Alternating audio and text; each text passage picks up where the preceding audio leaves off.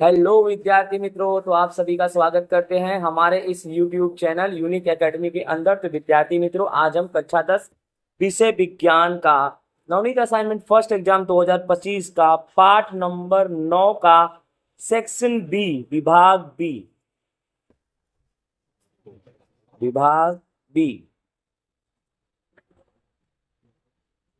Right. चलो इसके प्रश्न उत्तर जानते हैं। पहला क्वेश्चन, प्रकाश, ठीक है, प्रकाश का परावर्तन का अपवर्तन कोण और परावर्तन कोण की व्याख्या। यानी प्रकाश का परावर्तन का आपतन कोण और परावर्तन कोण की व्याख्या देना है। सिंपल सी बात है, इसमें आपको आपतन कोण और परावर्तन कोण की परिभाषा देना है। आपतन कोण किसे बोलते हैं? आपतित किरण और अभिलंब के बीच बनने वाले कोण को आपतन कोण कहते हैं। याद रखना, आपतित किरण और अभिलंब, जैसे आप समझो कि ये एक सीधी रेखा है, ये आपतित किरण है। क्या है ये? आपतित। और उसके बाद ये जो इधर गया ना, ये अभिलंब है। क्या है? अभिलंब। इनके बीच बनने वाले कोण को हम क्या बोलते हैं? आपतन कोण बोलते हैं। ठीक है। अब सॉरी, थोड़ा सा मिस्टेक हो गया।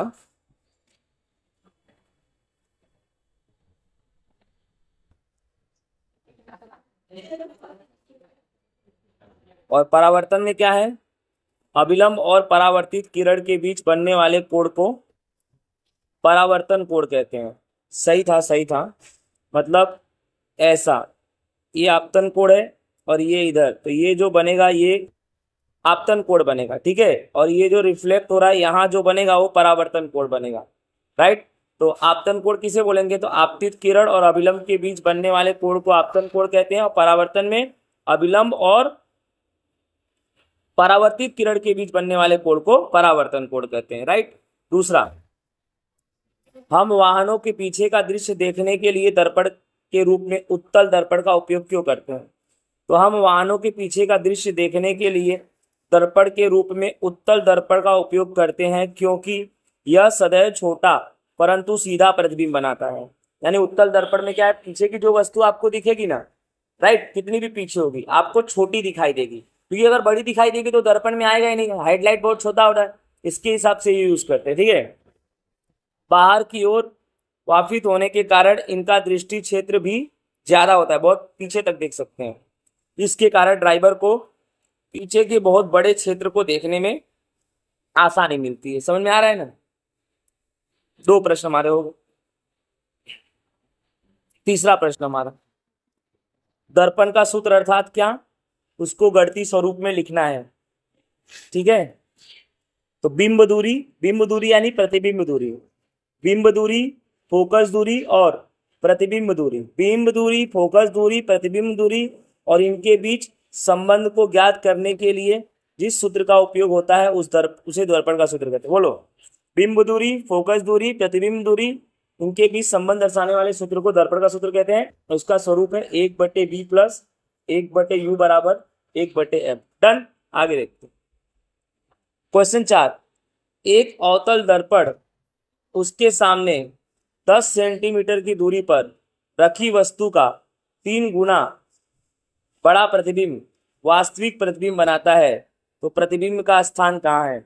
याद रखना, एक अवतल दर्पण है, उसके सामने 10 सेंटीमीटर की दूरी पर एक वस्तु रख दिए हैं और उस 3 गुणा, वह वस्तु 3 गुणा बड़ा प्रतिबिंब वास्तविक प्रतिबिंब बनाता है, तो प्रतिबिंब का स्थान कहाँ है? तो उस वस्तु का स्थान एफ पर होगा। ओके, उस वस्तु का स्थान एफ पर होगा, अर्थात वस्तु फोकस पर होगी। बस इतना ही आंसर लिखना है। राइट। एक अवतल दर्पण, उसके सामने अगर 10 सेंटीमीटर की दूरी पर अगर कोई वस्तु रखते हो तो 3 गुना बड़ा प्रतिबिंब बनाएगा, तो उसका स्थान कहाँ होगा? तो उसका स्थान एफ पर होगा, अर्थात वस्तु फोकस पर होगी। नेक्स्ट क्वेश्चन 5, प्रकाश के परावर्तन के नियम लिखो। ये बहुत आईएमपी एग्जाम में पक्का पूछेगा। प्रकाश के परावर्तन के नियम में पहला नंबर है, प्रकाश के परावर्तन के नियम में देखते हैं। प्रकाश के परावर्तन के नियम निम्नलिखित नियम है। पहला नंबर इसमें है, आपतन कोण परावर्तन कोण बराबर होता है। प्रकाश के परावर्तन के नियम में आपतन कोण और परावर्तन कोण दोनों बराबर होता है। फिर आपतित किरण तब दर्पण के आपतन बिंदु पर अभिलंब तथा परावर्तित किरण सभी एक ही तल में होते हैं। राइट, समझ में आ रहा है कि नहीं आ रहा है? आपको करना क्या है, एक तो आप ये वाला लिख देना, आपतन कोण परावर्तन कोण बराबर होंगे। फिर इसमें जो आपतित किरण होगा वह दर्पण के आपतन बिंदु पर होगा। राइट, इसमें आपतित किरण दर्पण के आपतन बिंदु पर होगा।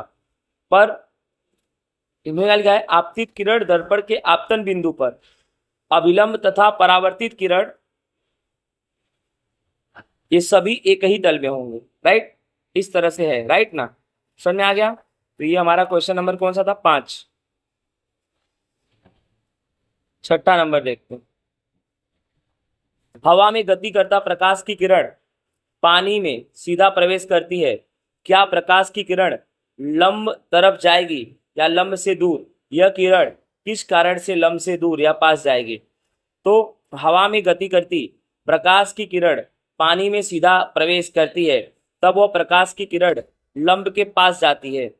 इसका एक कारण है कि यह जब कोई प्रकाश की किरण सघन माध्यम ये है माध्यम, जब कोई भी प्रकाश की किरण सघन माध्यम से विरल माध्यम में प्रवेश करती है तो वह एक अपने लंब की ओर झुक जाती है, क्योंकि ऊपर का जो माध्यम है वो सघन है हवा का, और पानी के अंदर का जो हवा का माध्यम है वो विरल है, मतलब पानी के अंदर हवा कम है और बाहर ज्यादा है। तो जब कभी भी प्रकाश की किरण राइट ना हवा के सघन माध्यम से विरल माध्यम में जाएगी तो यही होगा, क्या होगा? अपने लंब की ओर झुक जाएगी, यानी प्रकाश की किरण लंब के पास जाती है।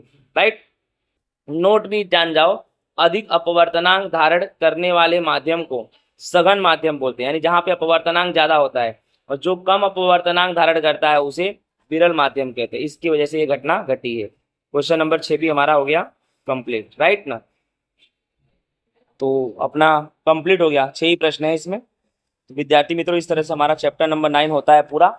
आई होप आपको समझ में आया होगा। थोड़ा इसको अच्छे से तैयारी करना, ये चैप्टर ही ऐसा है। राइट, जय हिंद, राधे राधे।